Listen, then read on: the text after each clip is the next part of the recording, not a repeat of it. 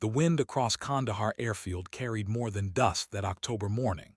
It carried whispers, the kind that follows someone who doesn't quite fit the mold. Major Evangeline Phoenix Reeves stepped off the transport, her medical kit slung across shoulders that had carried heavier burdens than anyone suspected. The other personnel barely glanced her way, just another nurse rotation, another support role in the endless machinery of war. But Staff Sergeant Marcus Holloway noticed something the others missed.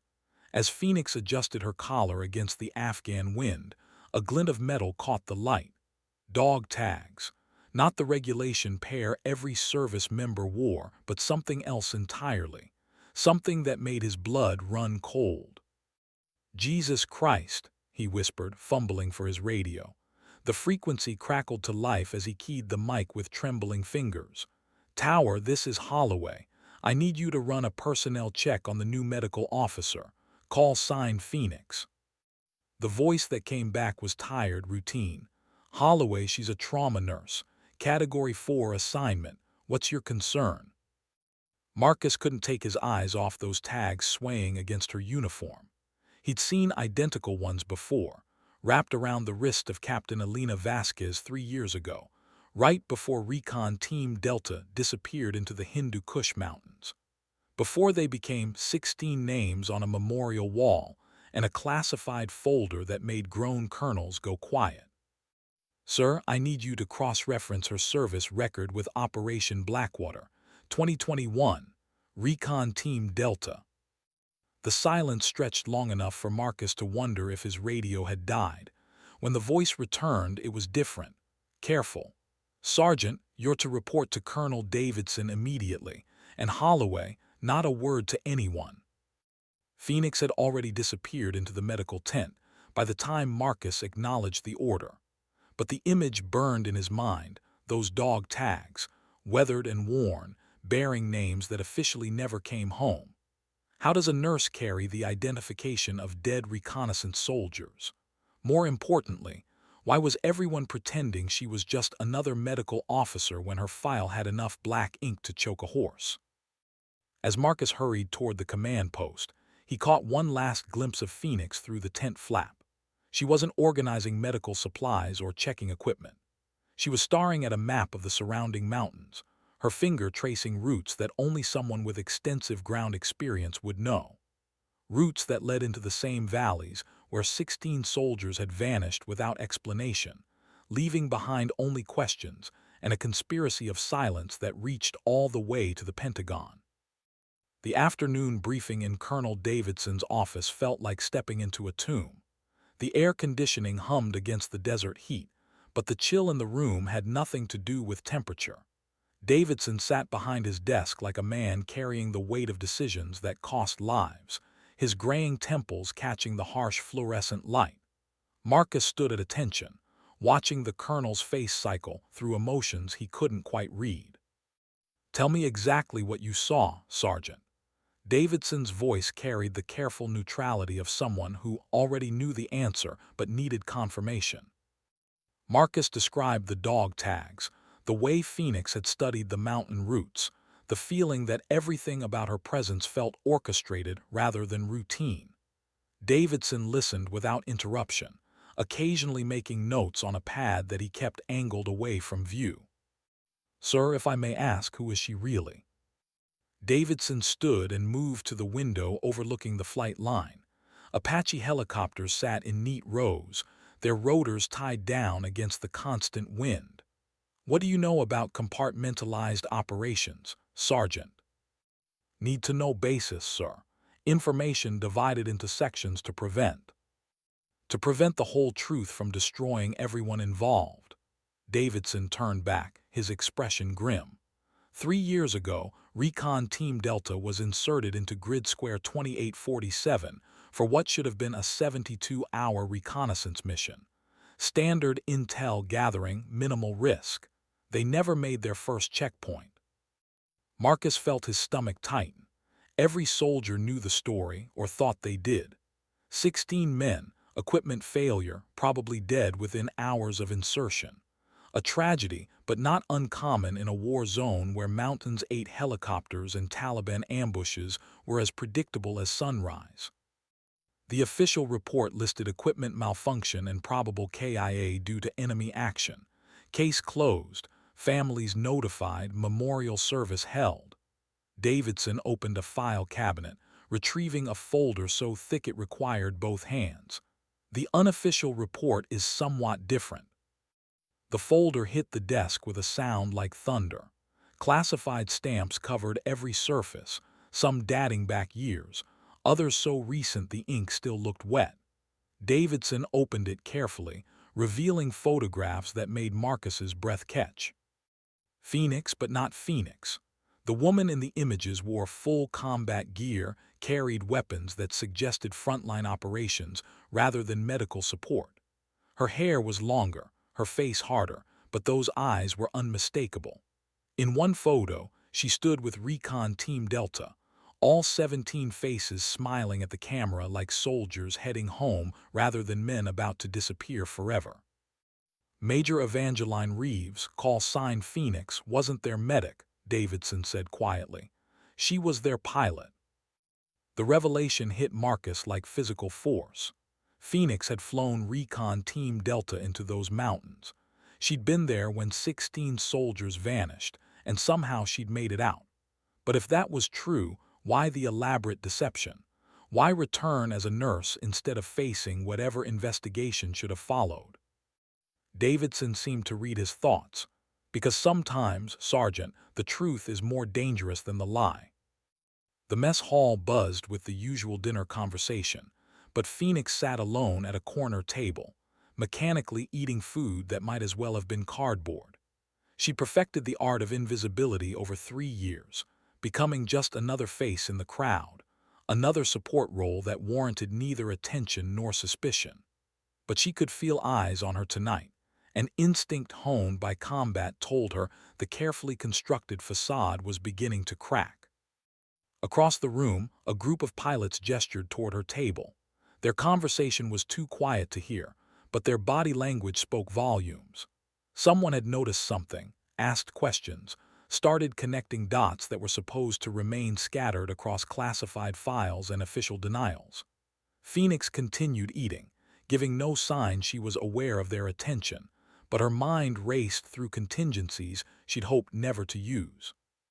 The dog tags felt heavy against her chest, 16 names that followed her into sleep and whispered accusations in her dreams. Elena Vasquez, James Richardson, Tommy Chin, Michael Santos, men who'd trusted her to bring them home, who died because she'd made choices that seemed right at the time but felt like betrayal in retrospect. She wore their tags not from sentiment but from obligation, a promise made in blood and darkness that she'd someday tell their story if she survived long enough. Her radio crackled softly, an encrypted frequency that technically didn't exist. Phoenix, this is Overwatch. Time to come in from the cold. She didn't respond immediately. Overwatch was her handler, the shadow figure who'd orchestrated her placement here and maintained the fiction of her identity for 3 years. If he was breaking protocol to contact her directly, it meant the situation had escalated beyond their carefully laid plans. Phoenix acknowledged. She keyed the mic once, a brief burst of static that confirmed she was listening. Around her, the mess hall continued its normal rhythm, but she felt increasingly like an actor whose lines had suddenly changed without notice. Asset compromise probable. Execute Lazarus protocol within 24 hours. Phoenix's hand stilled on her fork. Lazarus protocol meant extraction, new identity, another life built on lies and half-truths. It meant abandoning the mission that had brought her here and accepting that 16 men would remain officially dead while the truth died with them. But it also meant survival, and she'd learned that survival sometimes required sacrificing honor for the chance to fight another day. She finished her meal in silence, nodded politely to the few personnel who acknowledged her, and walked back to her quarters like someone heading for another routine evening. But inside her chest, her heart hammered against the dog tags with a rhythm that sounded like war drums, calling her back to a battle she'd never really left. Tonight, she would have to decide whether she was ready to die for the truth or live with the lie. Colonel Davidson's secure phone rang at 300 hours, jerking him from uneasy sleep filled with dreams of burning helicopters and congressional hearings. The voice on the other end belonged to General Patricia Hawthorne, a woman whose political survival instincts were matched only by her ruthless efficiency in protecting military secrets that could topple governments. "Davidson, we have a problem." He sat up, instantly alert. "How bad?" "Phoenix level bad. Our girl's cover is blown, and there are people asking questions we can't answer without opening doors that need to stay welded shut." Hawthorne's voice carried the weight of someone who'd spent decades managing crises that never appeared in official reports. "I need you to understand something, Colonel. This isn't just about one pilot or even one failed mission. This is about maintaining the fiction that keeps our entire Middle East strategy from collapsing." Davidson rubbed his eyes, trying to process implications that seemed to multiply with each word. "What do you need from me?" "Complete deniability. Phoenix was never there. Recon Team Delta died exactly as reported, and any evidence suggesting otherwise needs to disappear permanently." The line crackled with static, but her intent came through clearly. "I'm sending a team to clean this up. Your job is to make sure they have complete access and zero interference." "And Phoenix?" "Phoenix doesn't exist anymore. By morning, Major Evangeline Reeves will have died in a training accident, and the woman currently wearing her uniform will become someone else entirely. Again." Davidson stared at the ceiling, watching shadows move across plaster like ghosts of decisions he'd never wanted to make. "General, with respect, you're asking me to erase someone who's served with honor and I'm asking you to protect national security interests that are bigger than honor, bigger than individual service records, and certainly bigger than your personal feelings about what's right." Hawthorne's voice hardened. "Colonel, in 6 hours, a congressional subcommittee is going to receive an anonymous tip about irregularities in the Recon Team Delta incident report. If Phoenix is still breathing when that happens, we'll have senators demanding investigations that will uncover operations across 3 theaters of war." The weight of her words settled on Davidson like lead. Phoenix wasn't just a pilot who'd survived a mission gone wrong. She was a living link to a web of covert operations that stretched from Afghanistan to Syria to locations that didn't officially exist on any military map. Her survival meant potential exposure of assets, methods, and strategic deceptions that formed the backbone of American military intelligence. "Understood, General, but I want something in return." "You're hardly in a position to make demands, Colonel." "The families. Recon Team Delta's families deserve to know their sons died as heroes, not as casualties of political expediency." The silence stretched long enough for Davidson to wonder if the connection had been severed. When Hawthorne spoke again, her voice carried a note he'd never heard before, something that might have been regret. "The families know exactly what we've allowed them to know. Nothing more, nothing less. And Colonel, after tomorrow this conversation never happened." Phoenix packed her few belongings with the mechanical precision of someone who'd learned to live without attachment. 3 years of careful camouflage reduced to a single duffel bag, each item chosen for function rather than sentiment. The dog tags remained around her neck, their weight both comfort and condemnation, as she prepared to vanish once again into whatever identity her handlers had constructed. But something felt different tonight. The usual network of support and extraction protocols seemed fragmented, messages arriving out of sequence or not at all. When she tried to confirm Lazarus protocol implementation, her encrypted channels returned only static. Either her handlers were maintaining operational security, or she'd been abandoned to handle the situation independently. A soft knock interrupted her preparations. She approached the door with the caution of someone who'd survived by assuming every unexpected sound meant danger.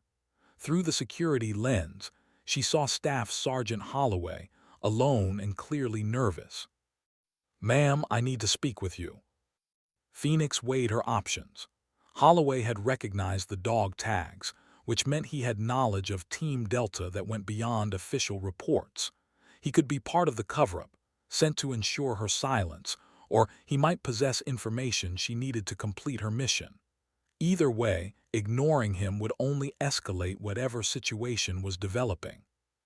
She opened the door but kept her body positioned for rapid movement. "What can I do for you, Sergeant?" Holloway glanced nervously down the corridor before stepping inside. His hands shook as he closed the door, and she noticed the bulge of a sidearm beneath his jacket. "I know who you are. I know what happened to Team Delta." "I'm not sure what you mean." "Captain Elena Vasquez was my sister." The words hit Phoenix like physical blows. Elena, the team's communications specialist, who died in her arms while Taliban bullets chewed through their helicopter's hull. Elena, whose final words had been instructions for reaching her family if Phoenix survived. Elena, whose dog tags now rested against Phoenix's heart alongside 15 others. "She told me about you," Holloway continued, his voice thick with emotion. "In her letters home, she wrote about the pilot who'd fly through hell to bring them back. She called you Phoenix because you always rose from the ashes when everyone else thought the mission was over." Phoenix felt the carefully constructed walls around her emotions beginning to crack. "Your sister was a good soldier." "My sister was murdered, and you're the only person who knows the truth about how it happened." Holloway's eyes blazed with grief and determination. "They're going to kill you tonight, Phoenix. Make it look like an accident, bury the evidence, and let the lies stand for another generation. But I'm not going to let that happen." Through her window, Phoenix could see vehicles moving across the base with purposeful urgency. Men in uniforms that bore no unit markings, carrying equipment that suggested capabilities far beyond normal military police operations. The cleanup team had arrived ahead of schedule, which meant someone had accelerated the timeline for her elimination. "Why would you help me?" Holloway reached into his pocket and withdrew a folded letter, edges worn from repeated handling. "Because Elena asked me to." The darkness beyond Kandahar airfield stretched toward mountains that had swallowed countless secrets, but tonight they would witness one more act of defiance against the machinery of official denial. Phoenix moved through the shadows with the fluid grace of someone who'd learned to navigate hostile territory by instinct, every sense attuned to the patrol patterns she'd memorized during 3 years of careful observation. Holloway followed 6 feet behind, his breathing controlled despite obvious fear. He'd provided more than just warning. He'd brought tactical gear, weapons, and most importantly, detailed intelligence about the cleanup team's operational methods. His sister's letters had contained information that painted a picture of Team Delta's final mission far different from any official report. "The insertion coordinates were wrong," he whispered as they approached the motor pool. "Elena wrote that you kept arguing with command about the landing zone, said it felt like an ambush waiting to happen." Phoenix paused beside a maintenance shed, scanning the perimeter for thermal imaging equipment. "Your sister had good instincts. The LZ was compromised before we even lifted off. Someone wanted Team Delta dead, and they needed a pilot they could blame for the mission failure." They reached the flight line where a collection of helicopters sat under scattered security lights. Phoenix's eyes fixed on a particular aircraft, an older Black Hawk with modifications that didn't appear in any maintenance manual. She'd flown similar birds during classified operations, machines stripped of identification and equipped with systems that officially didn't exist. "Can you fly that thing?" "I can fly anything with rotors," Phoenix replied, but her attention was focused on movement near the command tower. Figures in dark tactical gear were positioning themselves around the base with the systematic precision of a military operation. "But we're not leaving without proof." She produced a small electronic device. its screen showing encrypted files that had taken 3 years to compile. Communications intercepts, flight records, personnel assignments, all the pieces of a puzzle that revealed Team Delta's death as something far more sinister than combat casualties. The device contained enough evidence to destroy careers, topple administrations, and expose a conspiracy that reached into the highest levels of military and political leadership. "This is what they're really trying to bury," she said, handing the device to Holloway. "The mission was never about reconnaissance. Team Delta discovered something in those mountains, something important enough to kill for." "What did they find?"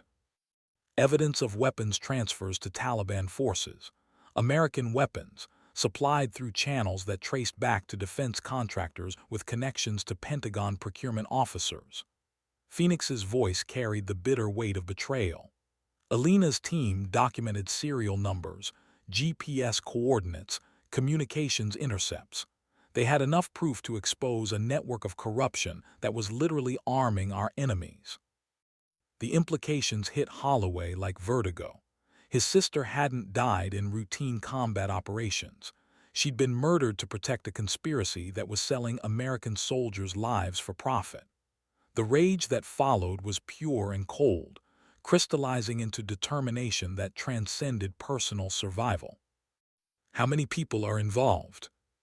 "Enough to have kept this buried for 3 years, enough to kill anyone who gets too close to the truth." Phoenix began moving toward the helicopter, her movements sharp with tactical precision. "But tonight, that ends." The Blackhawk's engines wound up with a sound like mechanical thunder, drowning out alarms that began wailing across the base, as security forces realized their quarry was no longer cooperating with termination protocols. Phoenix's hands moved across the controls with the muscle memory of countless combat missions, bringing systems online while Holloway monitored radio traffic that crackled with increasingly urgent commands. "All units, Phoenix is airborne. Weapons free, repeat, weapons free." The authorization to use lethal force meant the cleanup had officially failed, escalating to active containment operations. Phoenix pulled the helicopter into a climbing turn, using the base's own infrastructure to mask their heat signature while gaining altitude toward the mountains that held both secrets and sanctuary. Below them, ground forces scrambled to establish pursuit protocols, but Phoenix had advantages beyond their expectations. She knew every radar blind spot, every terrain feature that could hide an aircraft, every emergency landing zone scattered across the tribal regions. More importantly, she carried proof that could expose the truth about Team Delta and the conspiracy that had consumed their lives. "Where are we going?" Holloway shouted over the engine noise. "To finish what your sister started." The helicopter banked toward peaks outlined against stars, carrying two people whose lives had just become forfeit in service of a truth that powerful forces would kill to suppress. But Alina Vasquez's dog tag swayed against Phoenix's chest with a rhythm that sounded like justice, and for the first time in 3 years, she felt the weight of 16 names pushing her forward rather than holding her back. The Hindu Kush mountains rose before them like ancient sentinels, their peaks crowned with snow that gleamed silver in the moonlight. Phoenix guided the Blackhawk through valleys that held echoes of her last mission here, when she'd carried 16 soldiers toward what they'd believed was routine reconnaissance, but had instead been carefully orchestrated execution. Now she returned with one man whose sister's death demanded answers that only these mountains could provide. "Grid reference 2847 North," she called to Holloway, who was studying maps with the intensity of someone whose world had been redefined by revelation. "That's where Alina's team made their last transmission." The coordinates led them deep into territory that appeared empty on official maps, but had been thoroughly surveilled by intelligence assets for decades. Phoenix remembered flying these routes during operations that existed only in classified files, inserting teams whose missions were never acknowledged and whose casualties were attributed to training accidents or equipment failures. As they approached the target zone, her hands tightened on the controls. This valley held memories she'd spent 3 years trying to forget. The sound of gunfire erupting from what should have been an empty mountainside. The desperate radio calls from Team Delta as they realized their position had been compromised. The weight of Elena Vasquez's body as Phoenix tried unsuccessfully to stop the bleeding from wounds that should never have existed. There, Holloway pointed toward a narrow plateau where twisted metal still reflected moonlight. Wreckage from their helicopter. Phoenix brought the Black Hawk into a hover, studying the crash site with professional assessment. The debris pattern told a story of controlled descent rather than catastrophic failure, confirming what she'd always known. Her aircraft had been shot down by someone who knew exactly where to find it. The placement of wreckage suggested the helicopter had been deliberately destroyed after landing, eliminating evidence of survival and ensuring no witnesses remained to contradict official reports. Can you land? Not without triggering every surveillance system between here and Islamabad. Phoenix adjusted their altitude, using terrain masking to avoid radar detection while maintaining visual contact with the crash site. But I can put us down long enough to confirm what Elena found. The plateau where Team Delta had died was smaller than she remembered, a rocky shelf barely large enough for helicopter operations. As they descended, Phoenix's instruments detected electronic signatures that shouldn't exist in this remote location: surveillance equipment, communication relays, and power sources that suggested permanent installation rather than temporary deployment. Someone's been maintaining this site, she observed, noting fresh vehicle tracks that led toward a cave system carved into the mountain face. This isn't abandoned wreckage, it's an active operation. They touched down 50 meters from the crash site, engines spooling down but ready for immediate departure if the situation deteriorated. Phoenix moved toward the wreckage with weapon ready, every sense alert for threats that could materialize from countless concealed positions among the rocks. The helicopter's tail section bore scorch marks consistent with rocket-propelled grenades, but the impact patterns were wrong for Taliban weapons. These were precision strikes from American ordnance, fired by someone with detailed knowledge of aircraft vulnerabilities and access to military-grade targeting systems. Phoenix, look at this. Holloway stood beside the cave entrance, where metal containers bore stenciled markings that made her blood run cold.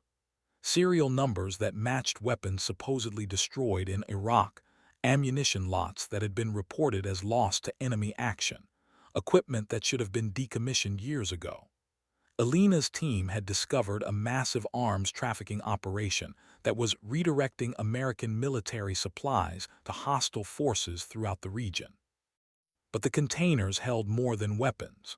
Documents in waterproof cases revealed financial records, communication logs, and personnel files that painted a picture of corruption reaching into the highest levels of military procurement and congressional oversight. Names she recognized from Pentagon briefings, defense contractors who'd testified before Congress about security concerns, politicians who'd built careers on military support while secretly profiting from the conflicts they publicly opposed. Jesus Christ, Holloway breathed, photographing pages that could topple governments. Elena found all this. Elena found enough to get 16 people killed, Phoenix replied grimly, but not enough to stop the operation. Motion sensors placed around the cave system began transmitting alerts to destinations unknown, but Phoenix suspected their presence had been detected the moment they'd entered the valley. They had minutes, perhaps seconds, before whatever security forces protected this site responded with lethal efficiency. We need to go now. But as they moved toward the helicopter, Phoenix realized their escape route had been compromised. Aircraft approached from multiple directions, their engine signatures matching the helicopters she'd seen during the most classified operations of her career. The cleanup team had found them, and this time there would be no survivors to complicate official narratives. Get to the bird, she ordered Holloway, who was still documenting evidence with desperate efficiency. I'll cover our withdrawal. The first attack came from the north, a precision strike that bracketed their position with explosive rounds designed to disable rather than destroy. Phoenix recognized the tactics, containment operations meant to capture rather than kill, at least until interrogation could determine how much classified information required damage control. She reached the Black Hawk as Holloway secured the documentary evidence that had cost 16 lives to obtain. Her hands flew across startup procedures, bringing engines online while automatic weapons fire began chewing through the aircraft's armor plating. The helicopter lifted off under fire, its systems screaming warnings about hydraulic failures and electrical damage that would make extended flight impossible. "Where can we go?" Holloway shouted over the sound of impacting rounds. Phoenix banked toward a valley she remembered from previous operations, a narrow gorge where aircraft couldn't maneuver effectively, and ground forces would need hours to establish pursuit. But her instruments showed fuel loss and engine stress that meant they had one chance to reach safety before the helicopter became a flying coffin. "Somewhere they can't follow us," she replied, pushing the damaged aircraft toward its operational limits. "And somewhere the world will finally hear Elena's story." Behind them, the secret arms depot erupted in flames as security forces implemented scorched earth protocols designed to eliminate evidence along with witnesses. But the truth Elena Vasquez had died to expose was finally airborne, carried by a pilot whose promise to bring her people home was 3 years overdue, but not yet broken. The damaged Black Hawk limped through mountain passes that had witnessed countless invasions and retreats, its engine sputtering against the thin air, while Phoenix coaxed every ounce of performance from systems that threatened to fail with each mile they traveled. Fuel leaked in a steady stream from punctured tanks, leaving a trail that pursuit forces could follow, but also marking their path toward a destination she hadn't shared with Holloway. "How much further?" he asked, clutching the waterproof case containing Elena's evidence while monitoring radio traffic that crackled with coordination between multiple aircraft and ground teams. "Far enough." Phoenix's hands moved across controls with the instinctive precision of someone who'd learned to fly wounded aircraft through hostile airspace, compensating for hydraulic failure and electrical damage that would have grounded most pilots. "There's a place ahead where we can land, somewhere they can't reach us with conventional forces." The valley she remembered appeared exactly as she'd left it during a classified operation 18 months earlier. A narrow depression between peaks that rose like cathedral walls, accessible only by air, and protected by terrain that defeated most surveillance systems. More importantly, it was home to a group of people who had their own reasons for avoiding official attention and sufficient motivation to provide sanctuary for someone carrying information about American military corruption. As they descended toward a landing zone that appeared barely large enough for helicopter operations, figures emerged from concealed positions among the rocks. These weren't Taliban fighters or tribal militia, but American personnel who'd chosen exile over complicity in operations that violated every principle they'd sworn to protect. Deserters, whistleblowers, and soldiers whose consciences had proven stronger than their fear of courts-martial. "Welcome to the island of misfit toys," Phoenix said grimly, as the helicopter touched down with mechanical groans that spoke of systems at the edge of failure. "Population, everyone the government wants to forget." The greeting committee included faces she recognized from previous covert operations, men and women who discovered that serving their country sometimes meant opposing their government. They approached with weapons ready but expressions that suggested curiosity rather than hostility, clearly recognizing Phoenix despite her medical officer disguise. Evangeline Reeves, called a voice she remembered from missions that officially never happened, "Heard you were dead." "I was, twice." Phoenix shut down the engines and began securing systems that would need extensive repair before the aircraft could fly again. "Marcus, meet some friends of mine, People who have also discovered that truth is more dangerous than bullets. The man who emerged from the group wore the weathered expression of someone who'd seen too much and chosen principle over survival. Colonel James Mitchell had commanded Special Operations Forces across 3 theaters of war before discovering that his missions were being compromised by the same corruption Alina's team had died exposing. His unit had been disbanded, his record classified, and his existence officially terminated after he'd refused to participate in operations that amounted to state-sponsored murder. "What brings you to our little paradise?" Mitchell asked, but his eyes were already focused on the case Holloway carried. "And what's worth risking military pursuit to deliver?" Phoenix handed him the encrypted device containing 3 years of carefully compiled evidence. Proof that Team Delta was murdered to protect an arms trafficking network that reaches into Pentagon procurement and congressional oversight committees.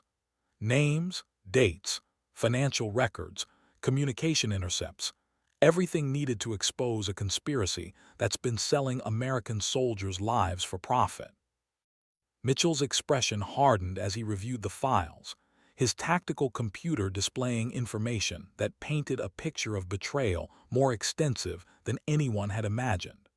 Serial numbers from weapons used against American forces, traced back to suppliers with contracts approved by officials who'd sworn to protect military personnel. Communication logs showing coordination between defense contractors and hostile forces, facilitated by officers whose careers had been built on manufactured conflicts.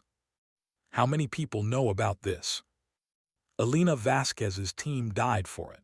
Phoenix has been hunted for 3 years because of it. Holloway's voice carried the controlled fury of someone whose grief had crystallized into determination. And tonight, cleanup teams are implementing termination protocols to ensure it stays buried. The implications settled over the group like smoke from distant fires. They'd all chosen exile to avoid complicity in corruption, but Phoenix had brought evidence of betrayal that exceeded their darkest suspicions. The conspiracy Alina had discovered wasn't limited to weapons trafficking. It encompassed systematic deception that had prolonged conflicts, maximized profits, and treated American military personnel as expendable assets in a business model that required continuous warfare. "What do you want from us?" Phoenix looked toward peaks that caught the first light of dawn, their snow-covered summits gleaming like promises of redemption. "Help me finish what Alina started. Help me make sure 16 soldiers didn't die for nothing." The silence that followed was broken only by wind through mountain passes, and the distant sound of aircraft that were searching for people who decided the truth was worth dying for. Dawn broke across the Hindu Kush with the kind of crystalline clarity that made the violence of human conflict seem insignificant against the eternal presence of stone and sky. Phoenix stood at the edge of their temporary sanctuary, watching helicopters circle the valley entrance like mechanical vultures, searching for heat signatures and electronic emissions that would reveal their position. The sanctuary Mitchell's group had established was more sophisticated than it appeared from the air. Concealed solar arrays powered communication equipment that could reach global networks, while natural caves provided protection from both surveillance and weather. Most importantly, the location included personnel with the technical expertise to process and disseminate information that governments preferred to keep classified. "Your evidence is solid," Mitchell reported, reviewing files that had cost 16 lives to compile. Alina's team documented everything: serial numbers, financial transfers, communication intercepts, personnel records. This isn't just proof of corruption. It's a complete blueprint of how the system works. Holloway had spent the morning creating backup copies of his sister's work, understanding that their survival depended on ensuring the information couldn't be contained by eliminating witnesses. Digital files were encrypted and distributed to multiple secure servers, while physical documents were photographed and transmitted to journalists whose investigations had already begun touching the edges of the conspiracy. "The cleanup teams won't stop," Phoenix observed, watching aircraft establish patrol patterns that suggested extended operations rather than quick extraction. They have too much invested in keeping this buried. Then we make sure burial becomes impossible, Mitchell replied. There are people who have been waiting for proof like this, investigators and journalists who have suspected the truth but lacked evidence. Congressional oversight committees whose members aren't part of the conspiracy. International courts that have jurisdiction over war crimes. Phoenix nodded, but her attention remained focused on the tactical situation developing around their position. Thermal imaging equipment was probing the valley's thermal signatures, while communications intercept teams attempted to locate their electronic emissions. The sanctuary provided temporary protection, but extended siege would eventually succeed in either killing them or forcing surrender. How long can we hold this position? Long enough to ensure Elena's story reaches the right people, Mitchell said with the calm certainty of someone who'd already accepted the likely cost of their defiance. The question isn't whether we survive. The question is whether her sacrifice finally means something. Elena Vasquez's dog tags caught sunlight as Phoenix adjusted them against her uniform. 16 names whose deaths had been transformed from meaningless casualties into purposeful sacrifice. The weight she'd carried for 3 years was shifting from guilt to determination, from burden to mission completion.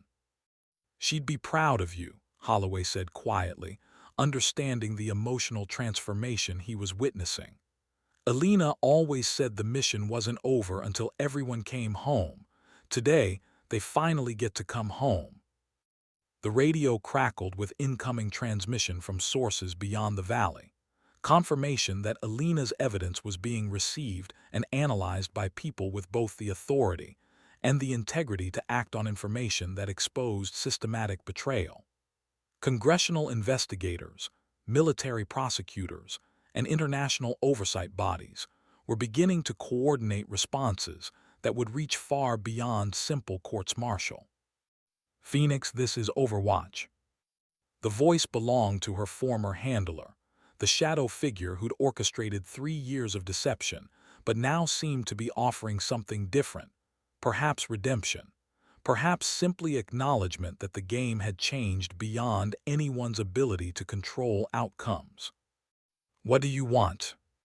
To tell you that Elena Vasquez's evidence has been authenticated and disseminated to 17 different oversight agencies across 4 countries.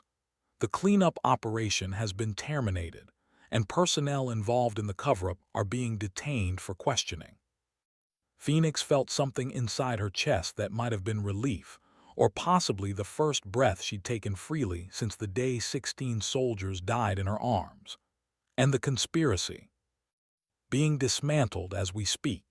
Defense contractors are losing security clearances, Pentagon officials are being placed under investigation, and congressional hearings are being scheduled to examine American military procurement processes.